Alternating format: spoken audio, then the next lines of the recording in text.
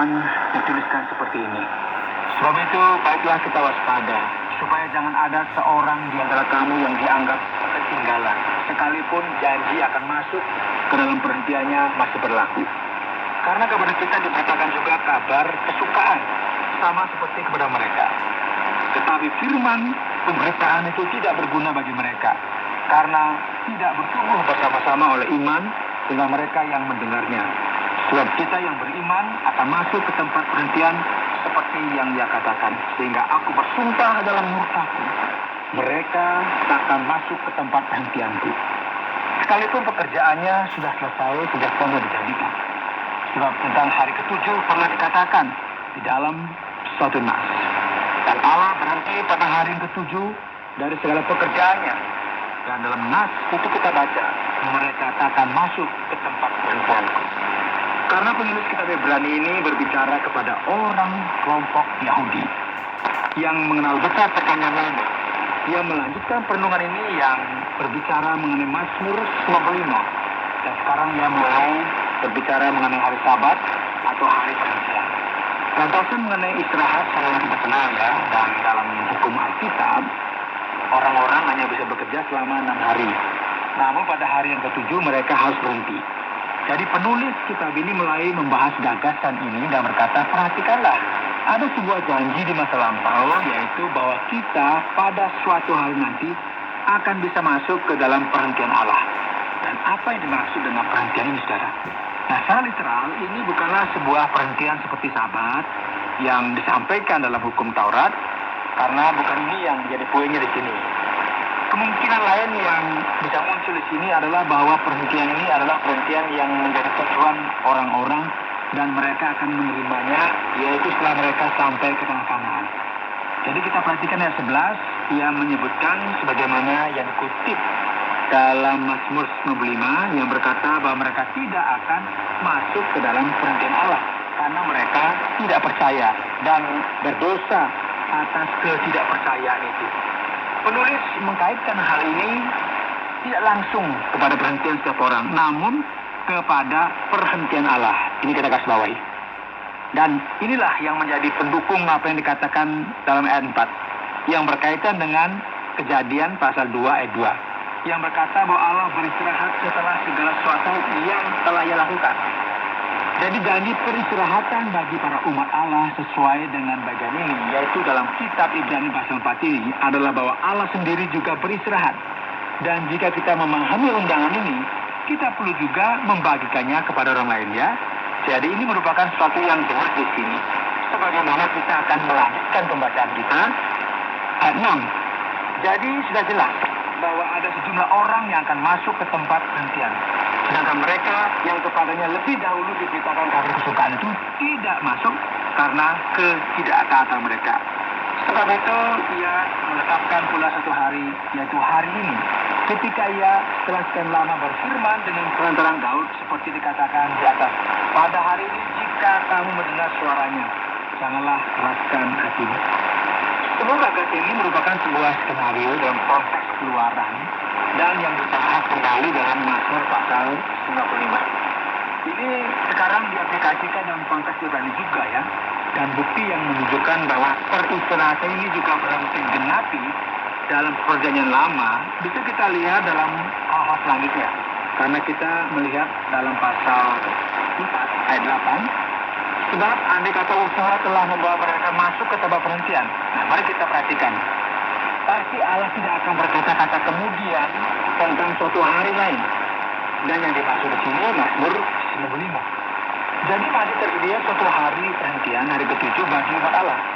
Sebab barang siapa telah masuk ke tempat perhentiannya, ia sendiri telah berhenti dari segala pekerjaannya. Sama seperti Allah berhenti dari pekerjaannya. Apa yang merupakan fokus di sini? Bahwa ada sebuah konsep akan hari perhentian yang maksudnya bukan untuk menjaga hari Sabat. Konsep baru mengenai perhentian ini tidak ada kaitannya dengan masuk ke dalam tanah perjanjian atau Kanaan. Namun ini adalah hari peristirahatan Allah. Jadi sama seperti Allah beristirahat setelah segala sesuatu yang Ia ciptakan. Ada kesamaannya dengan kita hari-hari ini karena kita masuk dalam undangan wilayah ini yang termasuk di dalamnya dengan menerima Kristus. yang adalah sang anak atas rumah Allah, sebagaimana yang telah dikatakan dalam pasal 3, kita juga akan menerima peristirahatan yang sama. Dan ini adalah istirahat dari perbuatan kita, dalam arti bahwa perbuatan baik kita tidak bisa menyelamatkan kita dan tidak bisa diperhitungkan sebagai sebuah amal yang diperhitungkan untuk kita mendapatkan kasih karunia Allah. Dan ini adalah waktu untuk berhenti dan berpikir bahwa sesuai dengan konteks orang Yahudi yang mengetahui hukum Taurat, mereka akan memahami apa arti semuanya ini. Jadi sekarang saatnya bagi kita berhenti sejenak ya, dari cara pikir kita yang berpikir bahwa kita bisa beristirahat atau menerima keselamatan dalam keadaan harapan hanya dengan melakukan pekerjaan baik. Kita akan beristirahat dari pekerjaan kita karena itu telah menyelesaikan tugas yang diperuntukkan bagi kita.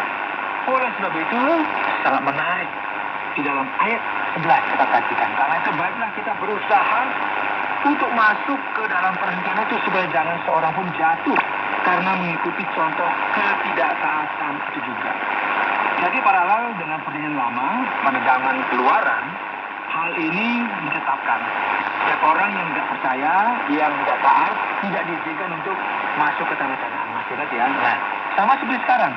Setiap orang yang tidak percaya dan yang memilih untuk tidak mentaati firman Tuhan, mereka tidak akan masuk ke dalam peristirahatan Allah yang telah digenapi di dalam Kristus, istirahat dari semua pekerjaan dan usaha kita. Jadi untuk mengakhiri hal ini, pasal 4 dari ayat 14 dan seterusnya akan mengubah seperti ini.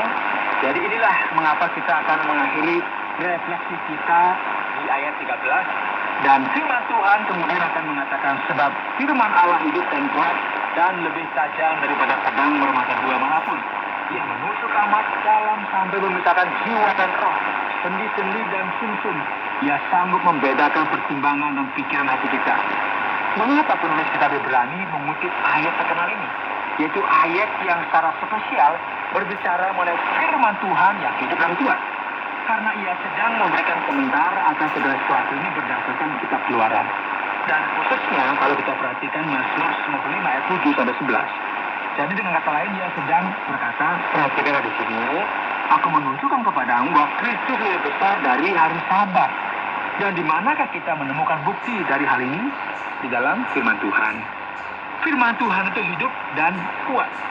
Dan hal ini menyatakan kepada kita ketidakpercayaan, menyatakan kepada kita ketaatan, menyatakan kepada kita kuasa dari rencana Allah untuk kita mengerti dan melakukan mengenai karya Allah dalam kehidupan kita di seluruh ruang lingkup sejarah.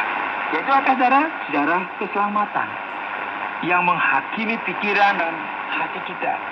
Ini merupakan sebuah poin yang baik, menjadi referensi untuk mengarahkan kita, yang menyatakan sebuah jalan yang benar.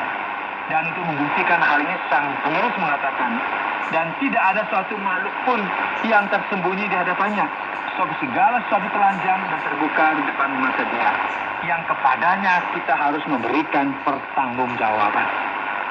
Jadi dalam kata lain, firman ini sangat serius dan layak untuk kita pertimbangkan.